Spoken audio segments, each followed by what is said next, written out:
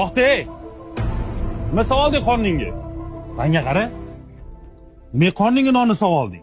Kim o'rgatdi buni senga? Amaki, meni kechiring. Sandagalar ko'payib ketdi o'zi.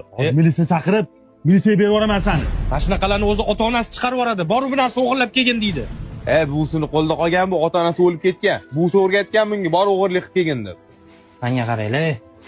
Bitta non uchun shunaqa vahima qilyapsizlarmi? Qizim, shu nonni o'g'irlamasdan undan ko'ra sotib olgani yaxshi emasmidi? O'zi arzimay pul turadi-yu.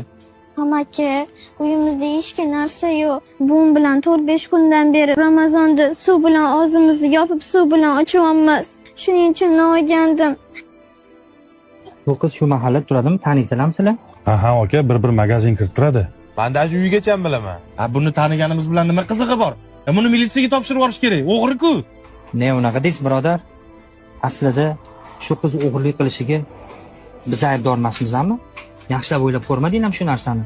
Hammani oldida izza qilishdan oldin. Oilasidan xabar olmadinglarmi? Kim bo'ling, mahalla ekansizlar. Hammanglar o'zingizlarga yetarli boysizlar. Hammanglarning imkoniyatinglar bor. Qizim, mana shu do'kondan xohlagan narsangni ol, pulini men beraman, xo'pmi? Bor aka. Aka, mashinani hisoblab bering. Pulingiz kerak emas. Qizim, uyingda nima kamchilik bo'lsa, do'kondan bemalol olib o'rgan narsa, xo'p? Meni kechirgan qizim.